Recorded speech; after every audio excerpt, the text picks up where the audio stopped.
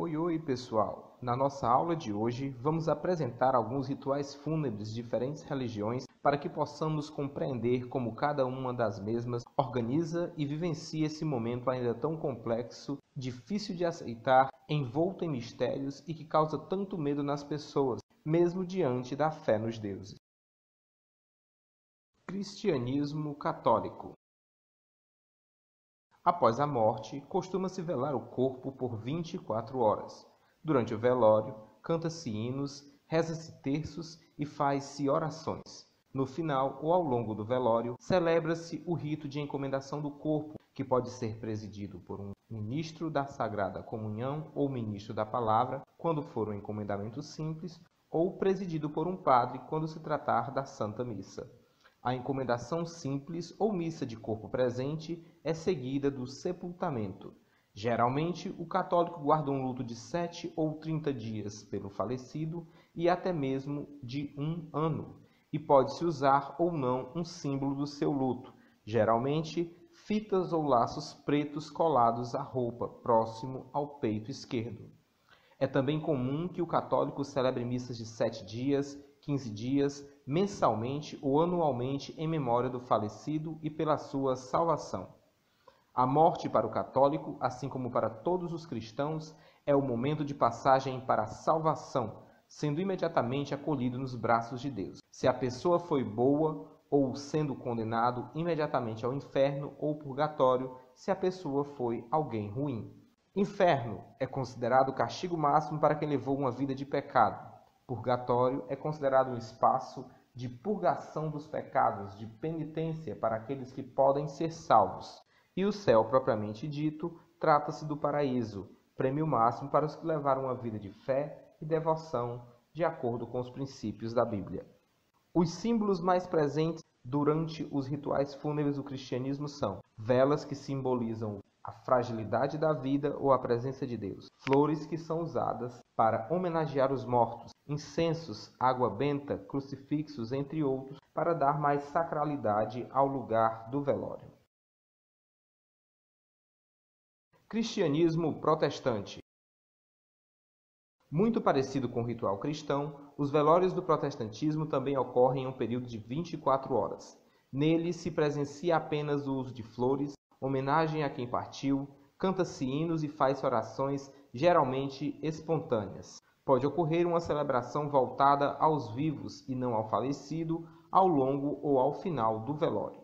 O sepultamento ocorre ao final dessa celebração ou ao final das 24 horas de velório. Para os evangélicos, a pessoa morta vai para o sono profundo e espera pelo julgamento no dia do juízo final, o que é totalmente diferente do pensamento católico. Judaísmo. A morte é vista como uma medida que iguala a todos, por isso o ritual é exatamente o mesmo para todos os judeus. Primeiro, o corpo é levado por pessoas especializadas para ser purificado e voltar ao estado em que nasceu de pureza. O corpo é velado como de costume dentro da religião e levado para o enterro.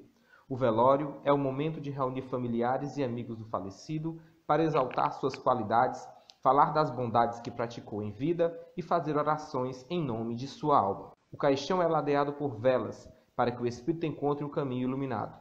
A maior honra ao morto é oferecer donativos a entidades beneficentes em sua homenagem. Após o enterro, não costumam os participantes ir direto para casa. Os mais próximos alteram a rota, param em algum lugar e pedem algo doce para comer. O desvio no caminho é feito para despistar o anjo da morte, e o açúcar disfarça o amargor causado pela morte. Ao voltar do cemitério, a família fica em casa, de luto, por 7 dias. 3 vezes ao dia fazem orações e recebem visitas. Tudo o que reflete como espelhos e porta-retratos ficam cobertos para que o morto não veja a própria imagem. Ao fim do período de luto, a família caminha nas proximidades da casa. Os rituais fúnebres judaicos só são encerrados com a inauguração da lápide, que não é colocada durante o enterro. O tempo de espera varia de país para país. Em Israel, a inauguração da lápide é feita, no mínimo, 1 mês após a morte. No Brasil, após 11 meses do falecimento. Durante a cerimônia, o túmulo é coberto com um pano preto e pequenas pedras. Islamismo. Para os muçulmanos, o velório é um intervalo entre outras etapas do ritual de despedida. Como o corpo deve ser sepultado depressa, a cerimônia mais serve para que os familiares tenham tempo de cumprir as burocracias para o enterro do que propriamente dita para uma despedida. Em países árabes, 3 dias após a morte, parentes do falecido contratam vários qari, profissionais que declamam o Alcorão ao lado da sepultura. O ato iluminaria o corpo em sua viagem até a eternidade. Ritual mais comum é o encontro de amigos e familiares depois de 40 dias do óbito para lembrar o falecido. Hinduísmo. Nos rituais fúnebres hindus, o velório é apenas uma transição entre duas etapas mais importantes: a preparação do corpo, feita logo após a morte, e a cremação, que tem forte simbologia. Por isso mesmo, não há regra estabelecida para essa fase, e os adeptos de diversos segmentos do hinduísmo despedem-se cada qual à sua maneira. Após a cremação, a família é considerada impura e deve tomar um longo banho ao voltar para casa. O período de reclusão dura de 7 a 40 dias. Todos ficam em casa, comem só coisas leves, livram-se dos pertences do morto e fazem orações. Durante o período, os familiares não frequentam templos nem o comércio. Após a cremação, as cinzas são jogadas no rio Ganges para serem purificadas e a alma do morto levada para o outro mundo. Mulheres e crianças não são cremados e têm seus corpos jogados inteiros no rio para terem o mesmo destino. Candomblé. No candomblé, o ritual pós-morte acontece em etapas. Primeiro, o corpo é preparado para que o espírito seja liberado da matéria, banhado com perfumes e vestido com roupas solenes. A bênção e liberação do espírito e do corpo ocorrem em uma casa de pai de santo. Nos velórios, podem ocorrer batuques e cânticos solenes, que pedem aos ancestrais para que recebam o novo espírito. Depois do velório, o corpo é sepultado.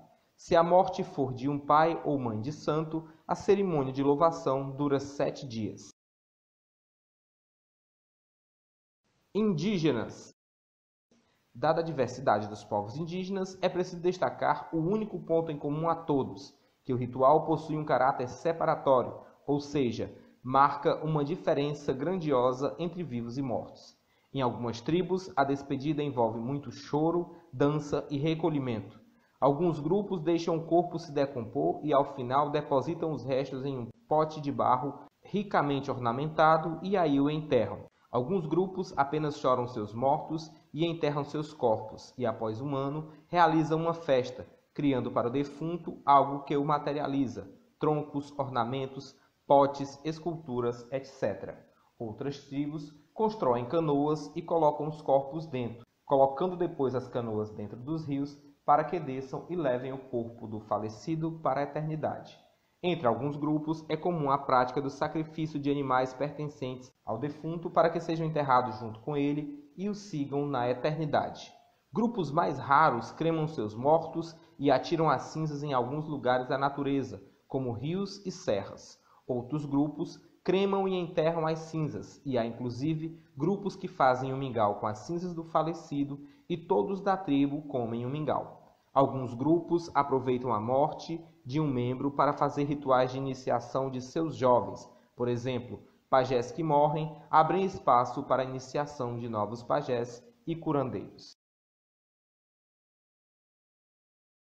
Então, pessoal, obrigado. Essa foi a nossa aula de hoje. Espero que vocês tenham gostado e até a nossa próxima aula. Bons estudos e boa atividade!